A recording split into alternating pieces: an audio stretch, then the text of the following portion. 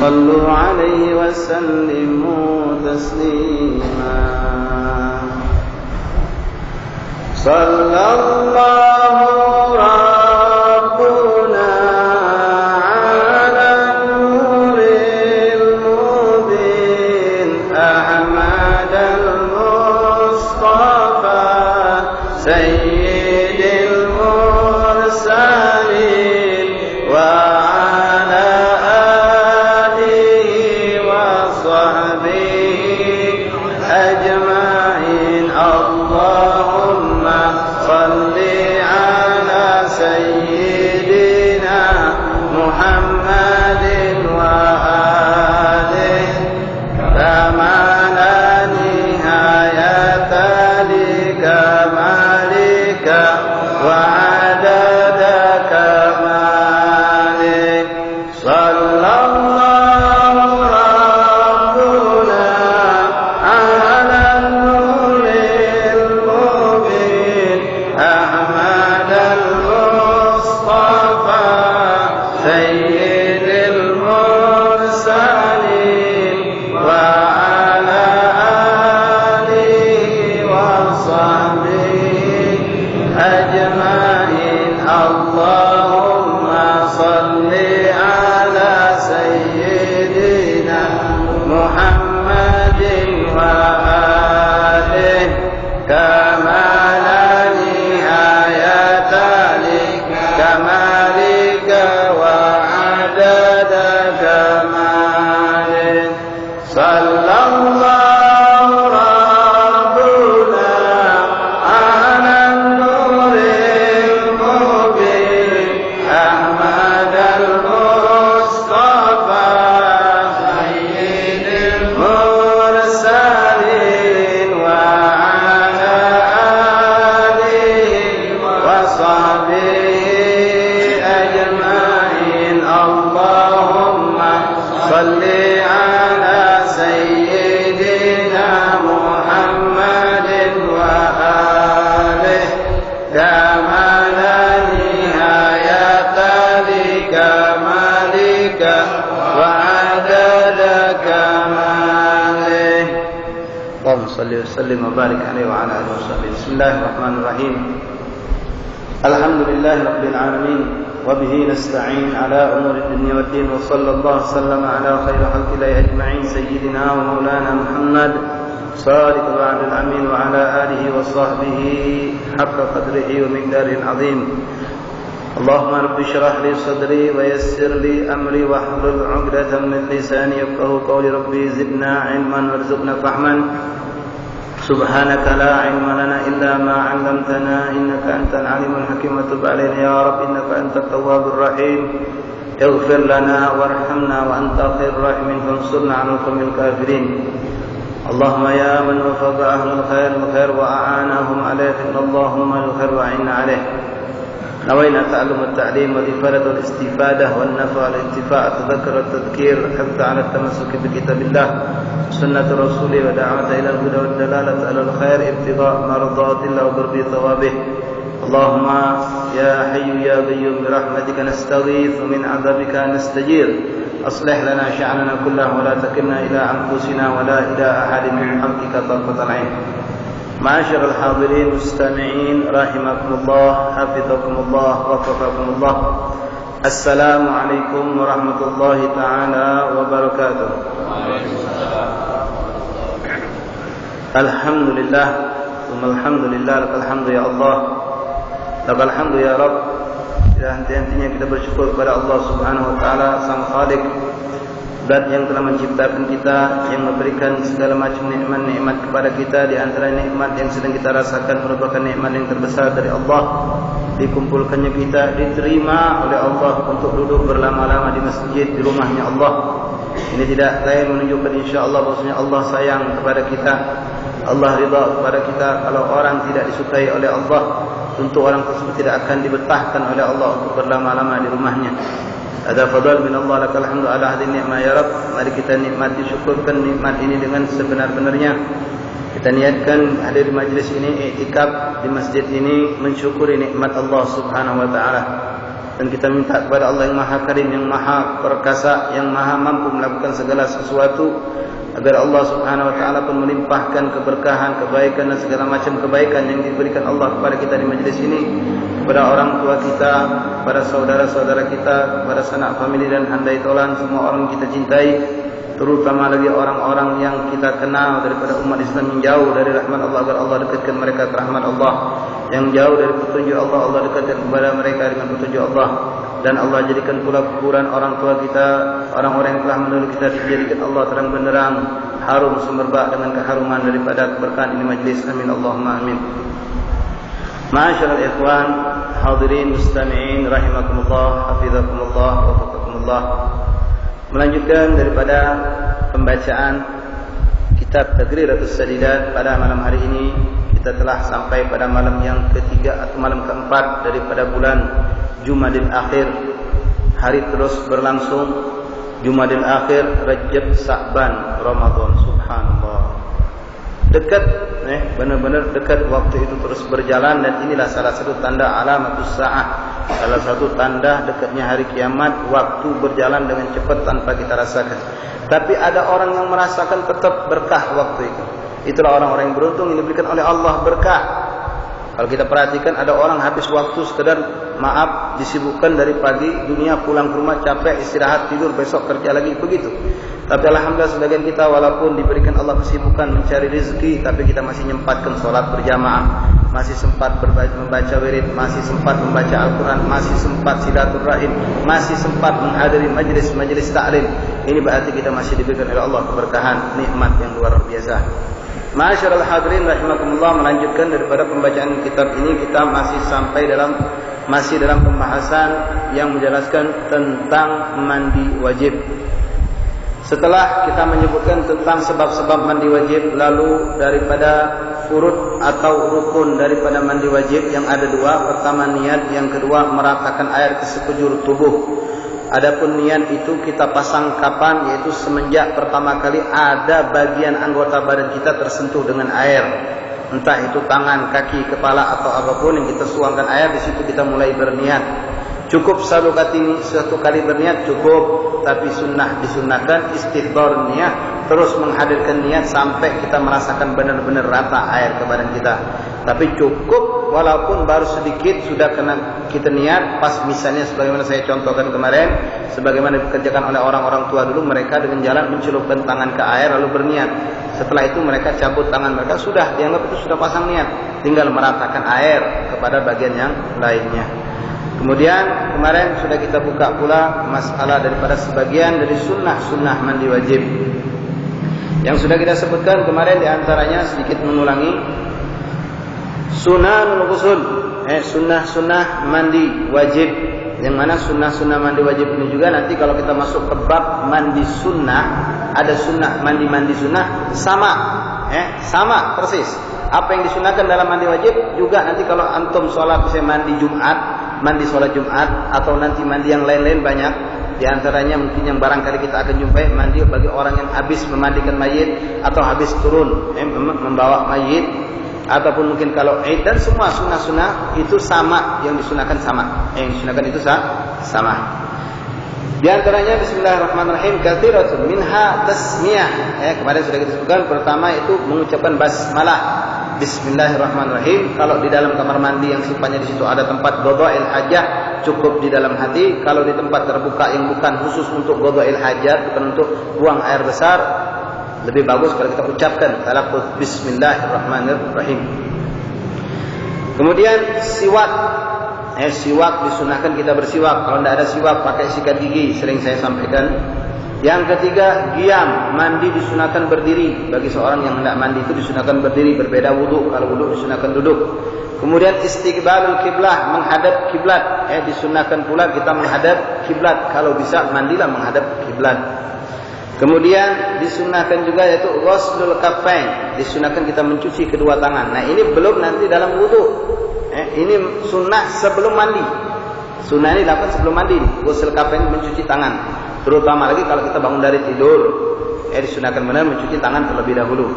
Kemudian madmadah wal istinsyaq, berkumur-kumur dan istinsyaq, memasukkan air ke hidung wal istintar, mengeluarkan air dari hidung. Ini jelas disunnahkan, sama seperti wudu. Mungkin sekedar mengingatkan kalau di bulan Ramadan atau dalam posisi kita berpuasa, cukup sekedarnya saja istinsyak dan madhah tersebut. Kemudian disunnahkan lagi ayyabula qabla al-ghusl in kana min khurujil mani. Hendaklah kita buang air terlebih dahulu, kencing terlebih dahulu sebelum mandi, kalau memang kita mandi wajib ini disebabkan oleh keluar mani. Entah itu lewat ihtilam, mimpi, atau maaf bersetubuh, habis keluar mani kita kencing. Untuk apa? Menuntaskan barangkali ada sisa-sisa mani yang sudah di luar, di kemaluan kita tapi belum keluar. Dengan kita buang air, dia ikut keluar bersama air kencing, sehingga tidak meragukan kita lagi, tidak kita diganggu oleh rasa was-was dan lain-lain. Ini kalau memang disunahkan kencing, buang air ini kalau memang kita disebabkan keluar mani, mandi wajib disebabkan karena keluar mani. Kalau disebabkan yang lain, misalnya perempuan haid, ya tidak disunahkan kencing, ya. Tapi kalau mau kencing tak apa-apa, ya disunahkan saja. Barangkali kita untuk lebih nyaman ketika mandi. Kemudian izalatul ghadari qablahu, menghilangkan kotoran pada badan kita sebelum mandi. Badan kita misalnya saja kotoran itu walaupun tidak merubah air ataupun mencegah air, itu disunahkan.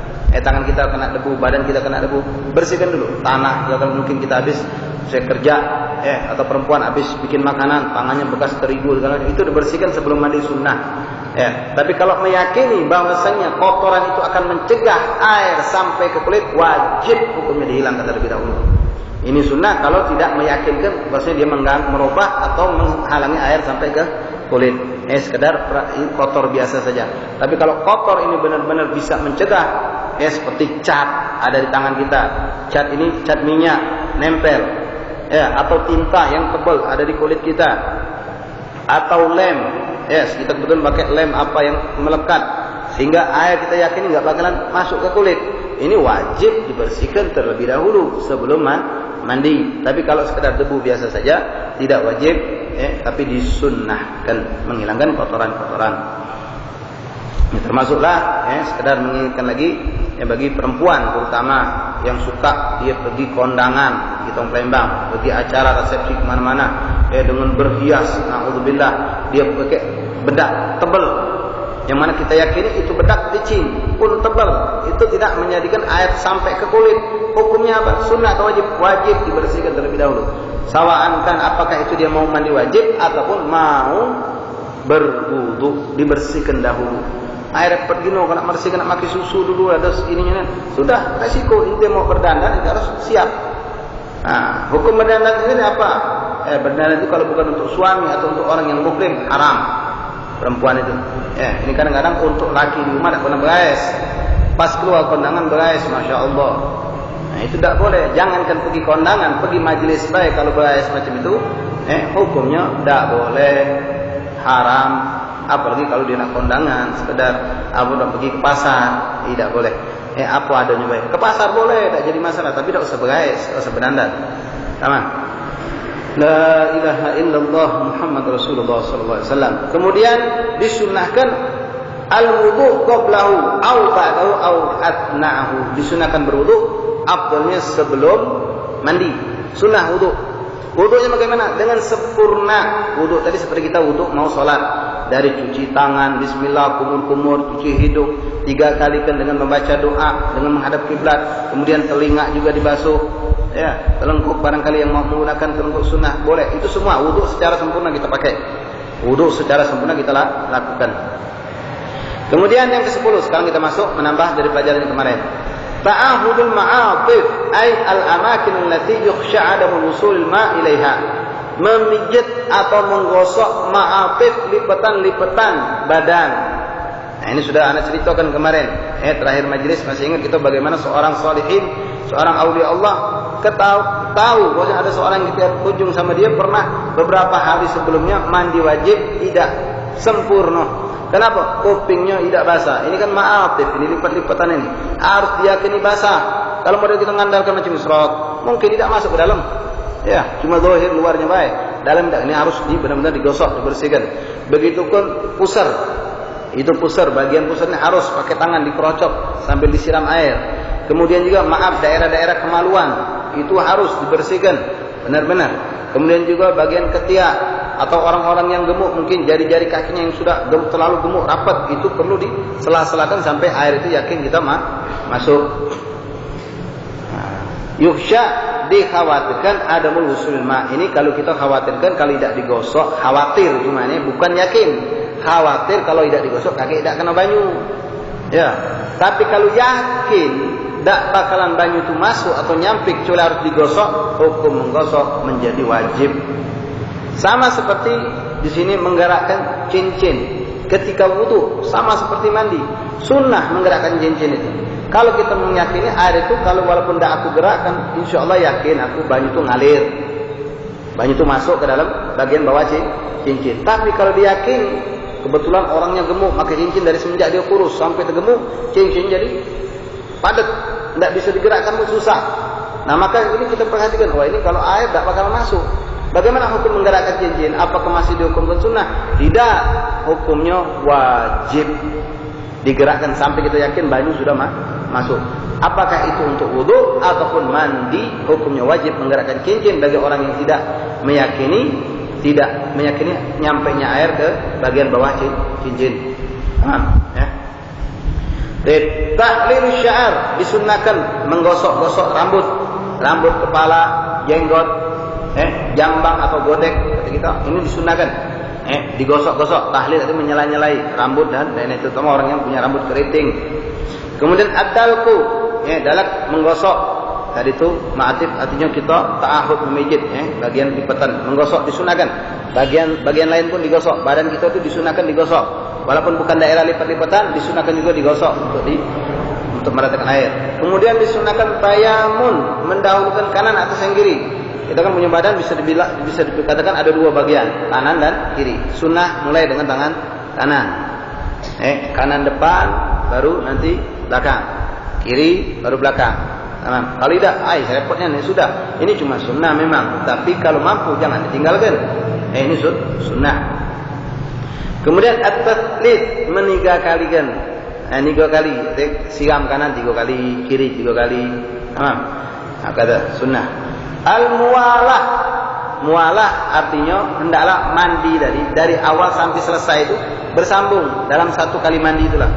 Maksudnya mana? Apa ada uang mandi tidak ada muwalah? Ada. Ada.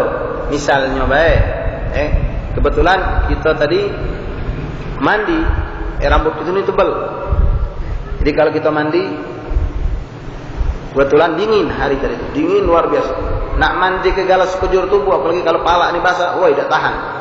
Jadi mana mandinya? Sudah mandi pagi-pagi, katakanlah kita habis subuh, sudah sembahyang subuh, ini anggapnya kejadiannya setelah subuh pagi hari. Nah, kita mandikan atau di malam hari bisa lah. Kita mandikan separuh dulu badan, separuh badan kita mandikan dengan niat mandi wajib. Sudah itu kita tidur, masalah. Tidur, bangun dari tidur, lanjut lagi separuhnya lagi. Boleh tak? Boleh, demikian. Boleh. Bahkan ini sebetulnya ilmu. Mungkin ini alafu, bukan lucon, tapi ini ilmu yang mungkin boleh dipraktekkan untuk pengantin baru. Kalau pengantin baru, kalau misalnya dia tadi pengantin, biasanya namanya pengantin baru memang sudah halal, dia malu ketahuan uang. Kalau malam-malam tadi dia ketahuan bagawi. Caranya bagaimana? Caranya bagaimana dia? Pertama mandi separuh badan dulu. Separuh badan, palak harus mandikan. Atau palak mandikan dulu, yang lain tidak usah badan. Jadi ini tidak ada mandi. Kalau basah, kalau ada ujung rambut sampai bawah, ketahuan dia mandi. Nah, ini ilmu sebetulnya. Jadi bagaimana cara? Ya basah kepala baik, tetap memakai baju tidur tadi. Tidak usah ngawak anduk. Jadi orang tahu nggak usah apa masai balak baik berarti tidak begawi. Alafu, ini sekadar ilmu. Barangkali kalau tidak mudah malu. Apalagi mudah kita tinggal di rumah. Kadang-kadang aduk suudian, subhanallah. Suudian. Nanyo, astagfirullah. Itu tidak boleh, haram. Orang yang galak ngurusi urusan dalam mungkin dibukakan Allah, urusan ini lebih dalam lagi tahun luar. Nauzubillah. Jadi macam itu boleh. Mandi kedua kepala, niatkan, tapi kalau pakai niat itu cuma niatkan mandi wajib. Jadi ini kapan? Besok subuh, tidak usah mandi ke kepala, separuh badan lagi. Jadi mau nyangkut, rambutnya tidak basah, berarti tidak mandi juga ini. Jadi macam itu, kurang lebih. Sudah itu sekedar ilmu. Nah ini yang ngajarannya guruan dari Tarim. Guru-guru kita ngajarin demikian. Tamam. Itu faedah ilmu, faedah ilmu. Jadi kita gunakan dalam hal-hal seperti ini tidak apa-apa. Karena mualah itu artinya sekaligus itu hukumnya sunnah, ya. Ya, atau juga mualah dalam arti kata kalau model kita mandi banyu, kebetulan banyu tadi itu sedikit baru nyiram separuh badan, habis banyu, atau tahu mati ledeng. Mana nih? Anak ini belum selesai banyu. Nyari banyu sudah duduk lama sejam kemudian dapat banyu. Dah banyunya ada separuh lagi. Apakah harus mandi lagi galau-galau lagi? Tidak, yang belum baik mandikan. Nah, itu fungsinya, ya. Mualah tadi sunnah, artinya boleh. Pas tadi kita mandi ke baru separuh badan, banyu habis. Lama nyari sejam kemudian dapat lagi banyu seember atau setengah ember. Nama mana nih? Apakah mandikan lagi yang sudah dimandikan? Tak usah lagi yang sudah dimandikan. Yang belum dimandikan kita mandikan dengan rapi. Kemudian yang keenam, ayyagtasila mastura aurah. Disunnahkan juga adalah ketika kita mandi itu nutup aurat. Nutup aurat. Kalau wudu disunnahkan sama. Nutup aurat terutama kalau di tempat umum. Wudu harus dari dengkul sampai pusar. Alal agal paling sedikit, kalaupun kita di kamar mandi dewean kamar mandi, jangan tanpa sehelai, harus menutup sau'atai. Sau'atai itu apa? Dua kemaluan harus ditutup. Kadang tidak kita pakai celana dalam, alafu minimal itu. Lakin afdalnya memang karena apa? Hukum aurat, kalau hukum aurat itu kan berbeda-beda. Aurat ketika kita berhadapan dengan orang ajanib atau orang yang bukan muhrim, itu luas aurat tadi itu. Aurat ketika kita berhadapan dengan orang yang muhrim, ada lagi lain lagi. Ada lagi aurat ketika kita sendirian, ada juga. Aurat ketika seorang sendirian, sau'atai. Sau'atai apa? Dua kemaluan harus tetap ditutup. Jangan kita tanpa menutup. Jadi disunahkan ditutup. Kalau pacak dari dengkul sampai pusar, pakai telesan di kita melembang. Kalau tidak, ya sudah pakai paling sedikit, ya itu tadi, celana dalam. Barangkali itu kita pakai untuk mandi. Jangan tanpa sesuatu pun. Kemudian yang ke-17, alla yang kuso ma'uhu ansok. Jangan kurang banyu tadi itu dari satu sok itu secanting. Jangan sepelet mandi itu. Kalau sepelet jung melembang itu banyu itu sedikitnya tidak rato. Jadi banyaklah banyu ini karena mandi ini. Dan air itu harus mengalir. Sama seperti wudu. Wudu itu bukan cuma terbasai basah sudah. Tak sah wudu macam harus ngalir banyu tadi. Walaupun tidak bersok, jika kita melembang tidak bersok, tapi ngalir banyu harus. Syarat wudu itu ngalir, bukan sekedar dibasahi bae. Itu tayamum nempel ke debu itu. Kalau wudu atau mandi harus ngalir. Kemudian ayyagtasila fi mahallin la yanaluhu fihi ar-rishas, dan usahakan mandi kalau pacak di tempat yang sekiranya tidak ada bakal mercikkan bekas banyu tadi kepada kita. Artinya tempat yang kira-kira bersih, tidak ada kalau kita mandi kotoran malah ke tempat kita. Jadi antara sunnah-sunnah. Dan banyak lagi sunnah-sunnah di dalam mandi. Yang jelas semua sunnah wudu itu disunahkan lagi. Jadi sunnah wudu dalam wudu tadi kan disunahkan berwudu sebelum mandi. Kan disunahkan cuci kuping. Ya. Nah, pas mandi pun disunahkan kita menggosok telinga. Ya. Gosok bagian-bagian, menyela-nyelai jari kaki. Ketika wudu tadi sudah kita selesai jari kaki kita. Ketika mandi disunahkan lagi tetap kita lakukan. Jadi semua sunnah wudu rata-rata hampir dikatakan sunnah dalam mandi. Kaifiyah masnu'atun lil ghusl. Sekarang cara mandi yang disunahkan, yang lengkap, yang baik bagaimana? Ayyuzil al-qadra qablahu min mani aw najasatin kabaul aw ghairi dzalik. Hendaklah dia membersihkan dulu dari dirinya sebelum mandi. Ini kaifiyah cara kita nak mulai mandi. Digambarkan sekarang. Kalau seandainya mandi tadi dikarenakan keluar mani, itu bersihkan dulu. Ya, namanya mani mungkin pas dia keluar tadi adalah tumpah keluar, tidak semuanya pindah ke, atau seorang yang mungkin ihtilam, ya mani itu mungkin berpindah ke tempat tidak lagi di kemaluannya tempat lain, itu disunahkan dibersihkan dulu. Ataupun najis-najis yang lainnya. Kemudian ayastaqbilal qiblah, lalu dia menghadaplah kiblat. Wa ya'ti bismillah, kemudian dia baca bismillah, bersiwak, summa mencuci dia punya tangan, setelah itu madmadah, kumur-kumur, istinsyaq 3 kali, lalu berniat bidzalika sunnahul ghusl, lalu dia niat. Kemudian setelah itu niatkan semua, itu sunnah mandi. Yang ketiga, ayyaghsila farjaihi wa ma hawalaihima bi niyyati raf'il janabi anhuma aw bi niyyatil ghusl masnun ka ghuslil jum'ah. Nah, ini penting. Disunnahkan ma'asyiral hadirin rahimakumullah, hafizakumullah, faqakumullah, sebelum mandi, sebelum kita berwudu, Sebelum kita berwudu sunnah, sebelum kita mulai mandi, itu setelah kita kencing, sudah kencing, sudah selesai istinja kan? Sudah istinja selesai, itu jangan langsung wudu, jangan langsung mandi. Bagaimana caranya? Kita mandikan dulu bagian daerah kemaluan dengan niat mandi wajib. Mandi ke dulu daerah kemaluan, dimandikan, ambil banyak, sudah bol, sudah kencing, lalu istinja. Nah, ambil air lagi, siramlah daerah kemaluan itu macam kita beristinja, cebok, sambil niat nawaitul ghusl wajibah 'anil badani li raf'il hadatsil akbar fardulillah taala, atau nawaitul ghusl wajibah fardulillah taala. Mandikan dulu dua daerah kemaluan tadi, kita mandikan dengan niat mandi wajib. Digosok benar, diratokannya. Fungsinya apa? Kalau ini sudah kita mandikan duluan, setelah ini kan kita berwudu. Nah, kemudian pas mandi kan kita disunahkan harus diwajibkan, harus rato seluruh badan. Nah, itu kan sudah dimandikan, tidak perlu lagi disentuh, sehingga wudu itu tetap terjaga. Itu fungsinya. Jelas insyaAllah ya. Jadi kita sebelumnya kita mandi dulu daerah kemaluan depan belakang dengan niat mandi wajib. Itu mandikan, ratokan, yakin sudah rato kalau basah kalau, baru nanti setelah itu kita berwudu. Yang keempat, al-wudu qabla kamilah, berwudu. Nah, di sini ulama ada yang mengatakan wudu sebelum kita mandi. Bisunanihi fa yu'idu siwak wa ghusl kaffain wa madmada istinshaq wa yalzamuhu an yastura 'inda sawatihi wa yundabu bi bagiyatil awrati. Kemudian berwudu. Nah, wudu di sini sunnah hukumnya. Sunnah hukumnya setelah kita mandikan dua kemaluan tadi, lalu wudu seperti wudu secara sempurna. Semua sunnah wudu kita lakukan. Istinshaq kan tadi sudah cuci tangan. Iya, sekarang untuk wudu nanti cuci tangan lagi, sunnah. Tadi kan sudah kumur-kumur sebelum mandi tadi. Sekarang lakukan lagi, sunnah. Jadi semua sunnah wudu kita lakukan lagi, diulangi lagi semuanya. Setelah itu, wudu baru niat. Nah, ketika niat wudu di sini dipertanyakan, ada khilaf ulama.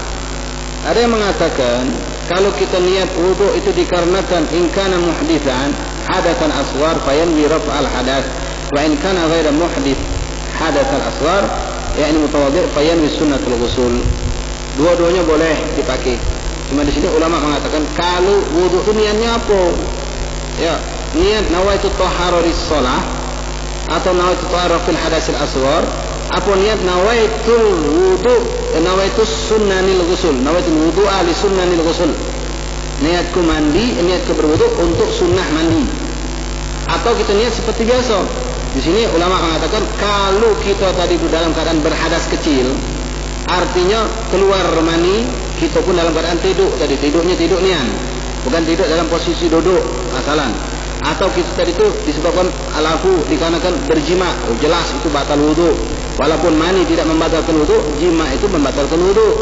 Ya, bersentuhan aja membatalkan wudu. Maka niatnya apa? Niat raf'il hadasil asghar, macam wudu biasa itulah. Nah, kalau seandainya kita tadi itu keluar mani, tapi kita tetap posisi dalam berwudu, ini sudah Anda jelaskan kemarin minggu lalu, cuma untuk boleh kita ulang lagi. Seperti orang yang duduk dalam posisi tidur, tidurnya duduk mantap, dia punya wudu, ya, duduk dia tidur mantap. Subhanallah, dalam posisi tidur duduk ini mimpi keluar mani sampai pas dibangun, ya Allah, anak ini mimpi. Tapi posisi duduk ini tidak membatalkan dia wudu. Tidurnya jadi mantap duduk, kan tidak batal wudu. Nah, untuk orang seperti ini disunahkan wudunya bagaimana? Niatnya bukan niat dirafil hadasil asghar. Kenapa? Dia masih punya wudu. Jadi niatnya apa? Niatnya nawaitul wudu'a li sunanil ghusl. Niatku wudu kan untuk sunnah mandi. Itu niatnya. Kalau kami tidak hafal, salah-salah apa? Tidak apa-apa. Cuma ini kalau nak mau misahkan, ya pisahkan. Kalau tidak niat nawaitu thahara lis shalah, boleh. Nawaitu thahara li hadasil asghar, boleh. Atau nawaitu thahara li sunanil ghusl. Itu niat wudunya. Sama wudunya sama seperti biasa. La ilaha illallah Muhammad Rasulullah. Kemudian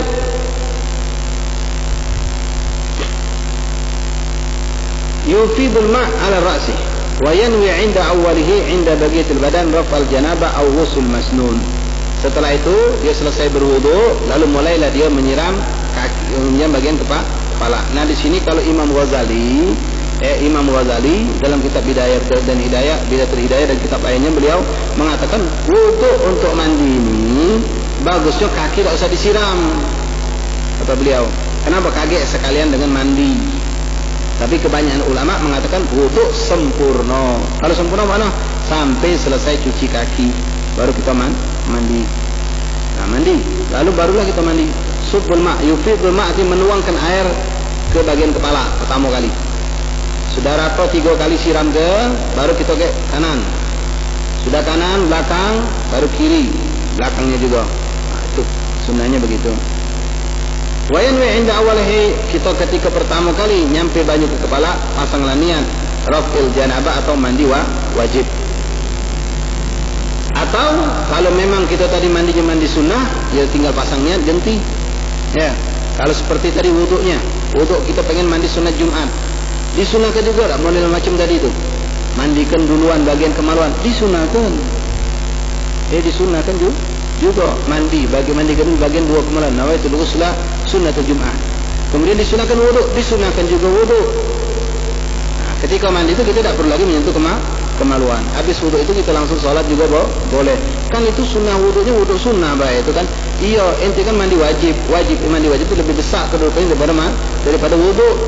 Nah, karena ente tidak melakukan, karena kita tidak melakukan suatu yang membatalkan wuduk, maka silakan langsung sholat. Silakan langsung sholat.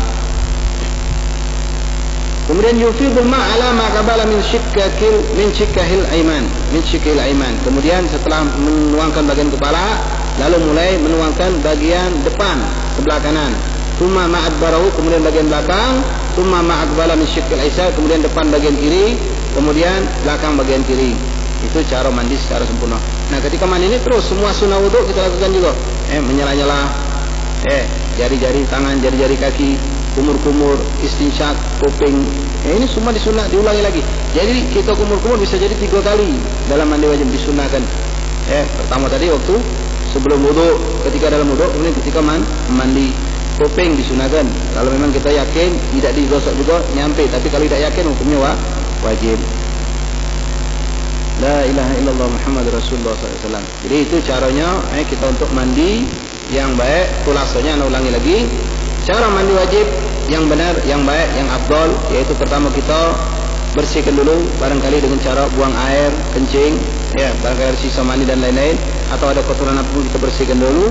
Kemudian setelah kita kencing istinja, setelah istinja kita mandikan dulu bagian 2 kemaluan dengan niat mengangkat hadas besar atau niat mandi wajib. Kemudian baru kita berwudu. Setelah berwudu baru kita mandi ratakan badan. Setelah itu langsung naik, langsung sholat boleh tak? Boleh. Langsung sholat boleh tak? Boleh. Kenapa kita tidak nyentuh lagi kemaluan? Ya tidak perlu lagi kita nyentuh kemaluan kita ketika mandi. Kenapa? Sudah ana mandikan terlebih dahulu sebelum ana berwudu tadi. Jelas insyaallah. Itulah diantara sunnah mandi. Ada pertanyaan, hal yundarajul hadatsul asghar tahta al-ghusl am la? Apakah termasuk hadasul asghar itu di dalam mandi wajib? Artinya kalau kita punya hadas kecil, kita mandi wajib melo hilang.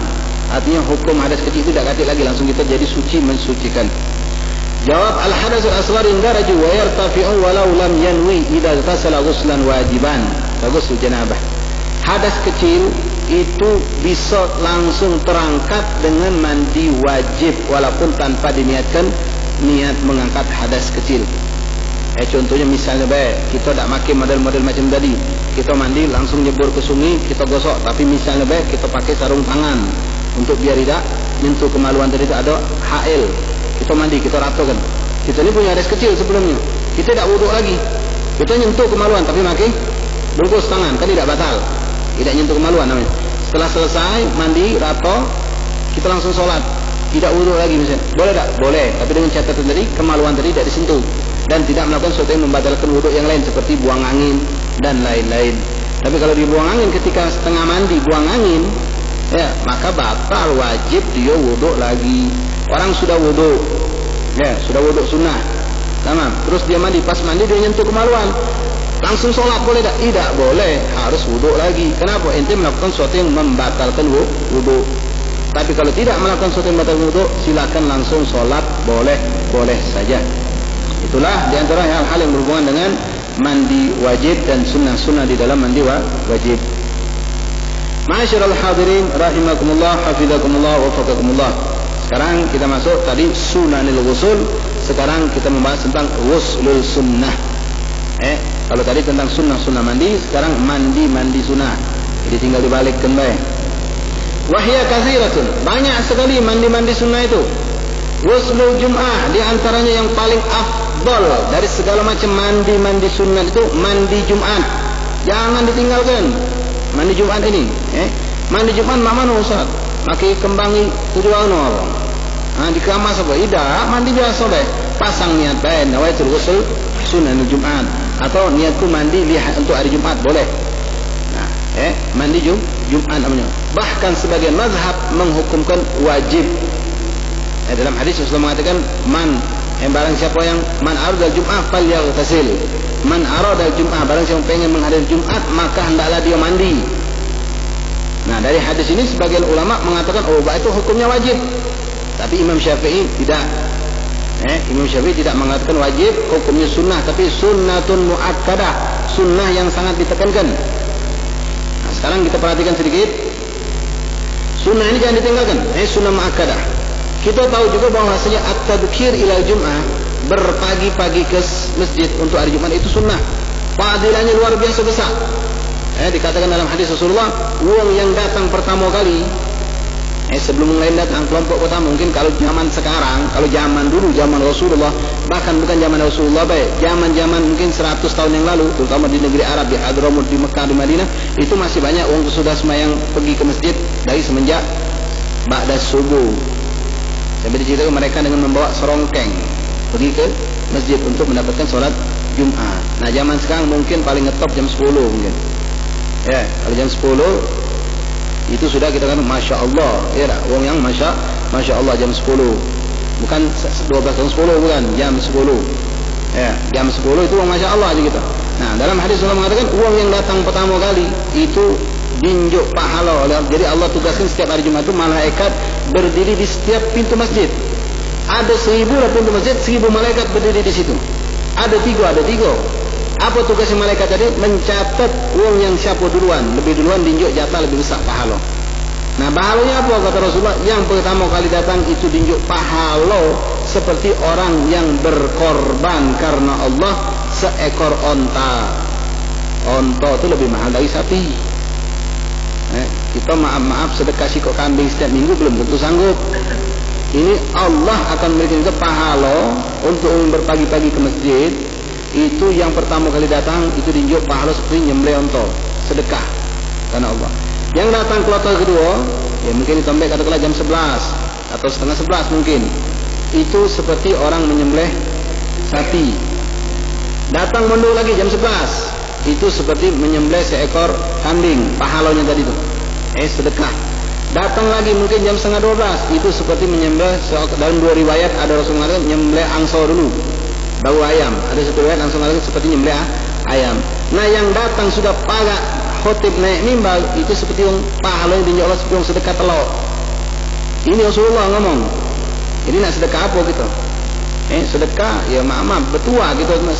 Mungkin zaman sekarang nak sedekah setiap bulan besikok kambing belum tentu. Nah, ini kita setiap datang Jumat pagi-pagi itu pahala diberikan oleh Allah kepada kita. Besar pahala luar biasa tabkir ini. Nah, bagaimana kalau tabkir ini? Kita tahu tabkir ini berpagi-pagi ini sunnah. Besar pahalanya. Begitupun mandi Jumat ini sunnah. Mana kalau anak ini kebetulan bertumbuhan antara dua nih. Kalau anak mandi, anak bakal terlambat. Terlambat di sini bukan terlambat dalam arti kata datang ke masjid khotib sudah di pojok mimbar, bukan. Tidak dapat fadilah-fadilah yang tadi. Datanglah khotib tinggal 10 menit lagi naik mimbar. Itu kategori terlambat. Bukan terlambat khotib sudah duduk dari khutbah kedua. Terlambat hari ini. Terlambat kapan? Parak komat baru datang. Bukan lagi terlambat, itu sudah kualat itu. Terlambat itu sudah parak khotib naik mimbar baru datang, itu terlambat baru dikatakan itu. Nah, kalau anak ini mandi, kita kebetulan biasa jam 10 itu lah siap. Jam 11 keluar dari rumah. Nah, ini kebetulan kita ada gawe segala macam, jam 11 baru mandi, setengah 12, perkiraan mungkin anak 12 sekarang azan jam 12 kurang 2 menit Jumat. Jam 12 kalau anak mandi, mungkin 12 kurang 5 anak baru nyampe masjid. Kalau anak mandi, kalau anak tidak mandi, kenapa mandi ni kami di rumah ni? Saya banyak uang. Kamu mandi siko. Kalau anak tidak mandi, anak pacak setengah 12 sudah di masjid. Kalau anak mandi mungkin 12 kurang 5 baru nyampe masjid. Jadi mama nombek anak fadilah pahala berpagi-pagi ke masjid tanpa mandi, atau anak lebih baik mandi tapi terlambat ke masjid. Yang mana yang kita ambek? Mandi. Mandi kita tetap. Biarlah agak lambat nyampe masjid. Fadilahnya kenapa? Karena sebagian ulama mengatakan hukumnya wajib mandi Jumat itu. Nah, kapan disunahkan mandi wajib ini? Yang disunahkan untuk siapa? Liman hadar Jumat, untuk wong yang nak menghadiri solat Jumat. Kalau perempuan disunahkan, tidak disunahkan. Berbeda dengan mandi lebaran. Kalau mandi lebaran, laki-laki perempuan semuanya disunahkan. Bayi pun dimandikan disunahkan, orang tua pun dimandikan disunahkan, walaupun tidak bakal menghadiri Jumat, tidak bakal menghadiri salatul Id. Tapi kalau untuk Jumat disunahkan hanya bagi orang yang hendak menghadiri solat Jumat saja. Kalau model kita musafir yang benar, ya kan boleh tinggal ke Jumat. Anak dan sembahyang Jumat, sunah tak mandi? Tidak disunahkan. Tidak disunahkan. Yang disunahkan untuk orang yang hendak menghadiri solat Jumat itu. Ya, dahulu waktu kapan mulai kita dapat fadilah? Dikategorikan kita ini dapat pahala mandi sunnah Jumat. Untuk sunnah Jumat ini disunahkan mulai dari kapan? Bitulu'il fajr. Masuk waktu subuh sudah boleh. Balangan kita memang nak sekolah, nak ke kantor, biasa pagi mandi. Jadi mana? Anak ni mandi biasa jam 6:30 mandi. Ya sudah, boleh tak anak gabungkan niat? Anak niatkan dari sekarang, niat mandi Jumat. Boleh. Dapat fadilah, dapat pahala sunnah Jumat. Afdalnya kapan? Kalau ditanya, afdalnya ketika mendekati waktu keluar untuk Jumat. Kita Jumat keluar jam 11, mungkin 11:30 kita mandi. Itu yang lebih afdal. Jadi kalau kita mandi dari habis subuh, sudah boleh mendapatkan fadilahnya. Wa yakhruju waqtuha bil ya'si min huduril jum'ah. Kapan lepas waktu Jumat tadi, mandi Jumat tadi? Kalau sudah tidak ada harapan lagi kita untuk hadir Jumat, dalam arti kata khotib sudah naik mimbar, kita tak baca lagi nak hadir Jumat, sudah, itu tidak wajib lagi. Tidak wajib, tidak disunahkan lagi mandi Jumat. Kalau mandi habis salat Jumat, tidak dapat fadilah.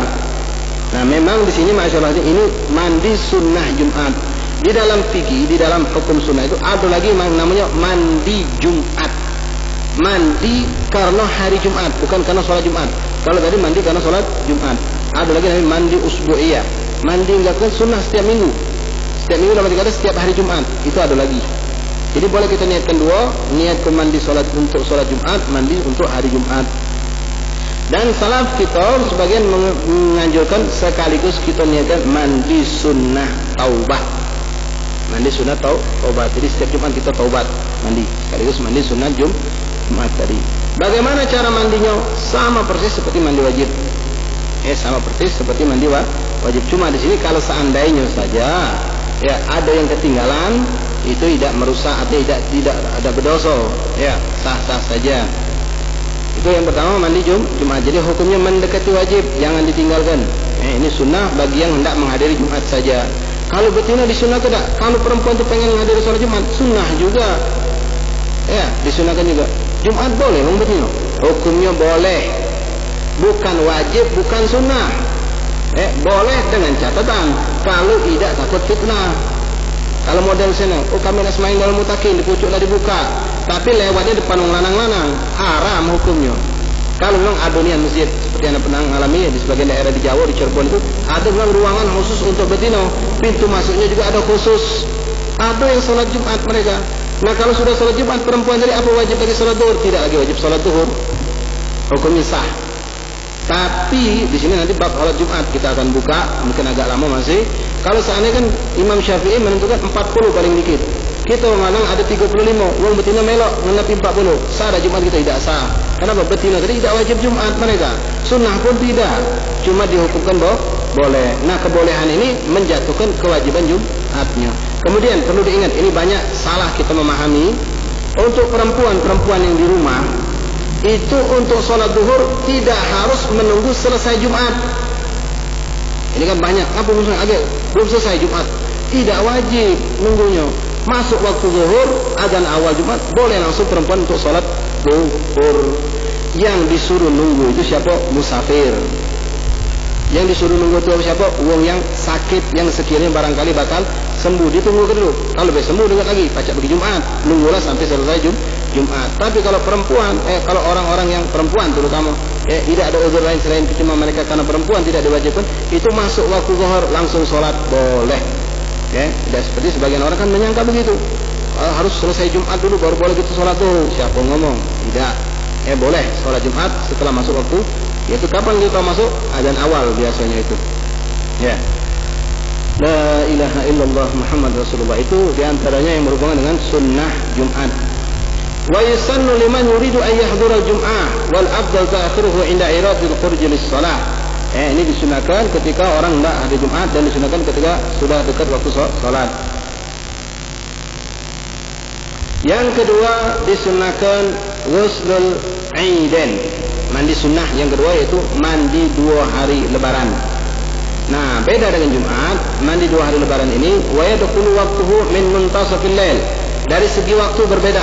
Kalau Jumat tadi kapan masuk waktunya? Baru disunahkan kita mandi setelah terbit fajar. Kalau lebaran mulai dari pertengahan malam sampai pertengahan malam itu jam 12. Jam 12 lewat sedikit kita pengen langsung mandi. Ngapo? Aku nak sembahyang Masjid Agung, nak sekaligus solat subuh di sana. Tentu aku jam 4 harus keluar dari rumah. Jadi anak mandi jam 3 jatuh apa-apa. Mandi, niat mandi lebaran, sunat lebaran boleh. Tapi kalau Jumat tidak dapat fadilah, harus tunggu subuh. Dari jam 1 boleh, dari jam 2 boleh, penting sudah lewat pertengahan malam. Itu untuk lebaran. 2 hari lebaran Idul Adha dan Idul Fitri. Keluar waktunya kapan? Ya ghurubus syams. Keluarnya kapan? Setelah terbenam matahari. Terbenam matahari lebaran sudah tak boleh lagi kita mandi sunnah. Jadi mandinya ini berbeda dengan Jumat. Kalau Jumat tadi mandi karena sholatnya Jumat tadi. Kalau lebaran ini mandi bukan karena sholatul idnya, tapi dikarenakan harinya, hari lebaran. Itu. Sekali lagi ulangi. Kalau mandi Jumat itu disunahkan karena sholat Jumatnya. Kalau lebaran ini disunahkan dikarenakan hari lebarannya.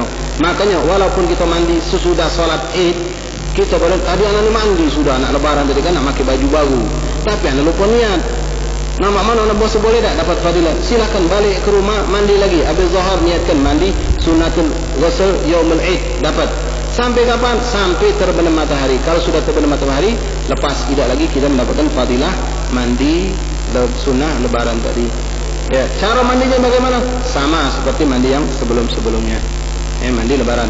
Nah, mandi lebaran ini untuk siapa? Yang nak hadir solat id atau tidak? Semuanya. Kenapa? Disebabkan hari lebaran, bukan solat lebaran. Jadi perempuan yang tidak ada nak solat id, boleh. Itu punya orang tua di rumah sudah uzur, mandikan, pacar dimandikan, mandikan. Bayi, biasa memang kita mandikan. Hari itu niatkan, mandinya mandi lebaran. Dapat pahala. Jadi budak bayi itu belum apa-apa sudah dapat pahala dia. Balik ke orang tuanya. Bahkan sebagian ulama mengatakan di sini ada istisna, ada pengecualian. Perempuan yang masih haid tak boleh mandi wajib. Masih haid, mau mandi wajib tak boleh. Kalau tak, begitupun nak wudu tidak boleh. Tapi untuk haid ini sebagian memperbolehkan. Boleh bagi perempuan karena syiar di sini masalah syiar din. Diperbolehkan bagi perempuan yang masih dalam keadaan haid untuk mandi lebaran. Ini sebagian ulama mengatakan boleh, sebagian tetap mengatakan tidak boleh karena itu ibadah. Perempuan tetap tidak diperbolehkan berwudu ataupun mandi sunnah. Jadi ghusl idain. Wa yadkhulu waqtu bil faral min ghusl mayyit. Astagfirullah. Itu ghusl mayyit. Yang ketiga. Di sini jelaskan. Walau min haid wa ghairu mumayyiz. Walaupun perempuan yang haid. Dari kitab yang kita pakai ini dari ilmunya Habib Zain bin Smith. Beliau termasuk orang yang berpatokan bahwasanya walaupun perempuan tadi haid kan tak boleh mandi wajib, tak boleh. Perempuan yang haid itu belum selesai haidnya, mandi wajib tak boleh. Wudu sunnah tak boleh. Anak pengen wudu terus, tidak boleh. Tapi mandi lebaran disunahkan. Di sini dikatakan fayusannu walau min haid, disunahkan walaupun perempuan yang haid. Wa ghairu mumayyiz, dan anak-anak kecil juga disunahkan. Tamam. Yang ketiga ghusl mayyit.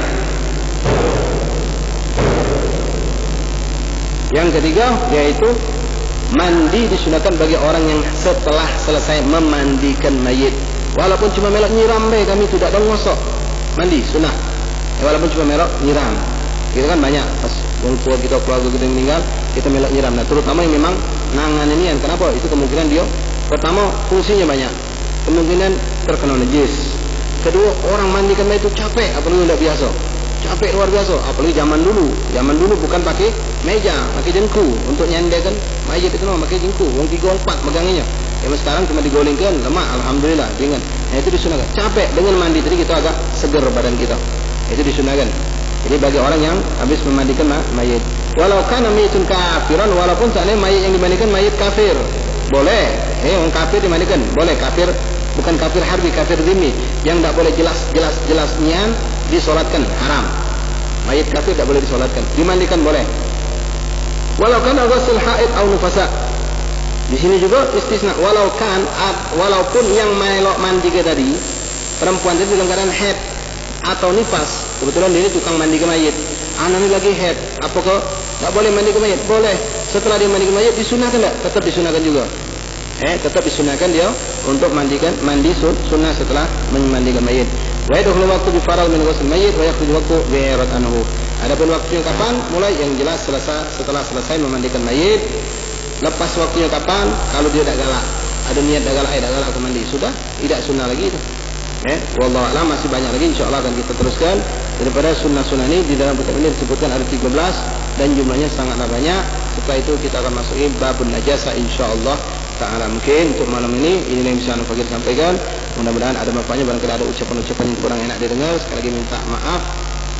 Dan hadanallahu wa iyyakum ala hidayati wallahu a'lam bis-shawab. Al-Fatihah bil qabul wa tamam al-usul buluk al-amr ila hadrat rasul Habibah Sayyidina Muhammad sallallahu alaihi wasallam ahli bait wa azwaj wa dhurriyyah wa ansari ahmad jami' su'alatina wa bi'at tasdiqu alaihi wa ashhadu an jannah wa sabira rasul ahli rasul wa qad aish ridha wa hasan jami' sadi ahli rasul sallallahu alaihi wasallam hadir Allah bi sallallahu alaihi wa sallam Muhammad bin Ali wa ali sallallahu alaihi wa sallam wa qul jami' sadi al-abi ثم إلى جميع سادة أولياء وسلم ربين أهل المعلى والبقي والذنب والفرق والجمعين جميع سادتنا صديق وسفيان وكل مشارك الأرض إلى موت البحر خصوصا سادة أولياء وصالحين من أهل فلنبان خصوصا من ينتهي وتقدم في هذا المسجد من الإلقاء والإرشاد والتعليم والدرس خصوصا الحبيبنا أحمد بن شيخ شابير الحبيبنا علي بن كركاب والحبيبنا محمد بن هشام وكان سالم والحبيب مسلم بن أحمد كاب وهو شيخنا علي عمر طيب وحبيبنا أحمد بن الشاب والحبيب عبد الله بن أحمد كاب وكافة من تقدم في الخدمة والإنفاق والتعليم والإرشاد في هذا المسجد ومن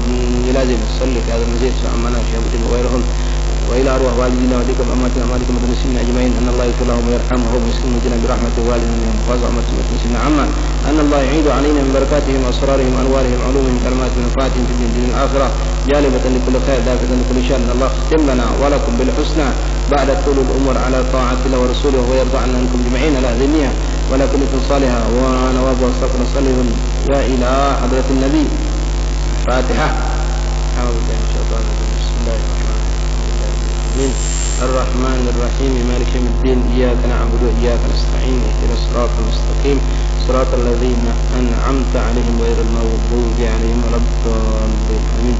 بسم الله الرحمن الرحيم الحمد لله رب العالمين اللهم صل وسلم على سيدنا محمد اللهم بحق الفاتحة وسر الفاتحة بحق من نزل الفاتحة افتح لنا باب الخير جعلنا من الخير فتنة في كل خير اللهم يا من فزع بالخير والخير وأعانهم عليه فإن اللهم من خير إن عليه أصلح لنا شأننا كله ولا تكلنا إلى أنفسنا ولا إلى أحد من حولك طرفة العين صلى الله عليه وسلم محمد النبي الأمي وعلى آله وسلم الحمد لله رب العالمين. قبل الله منا ومنكم تقبل الكريم. بعد الأذان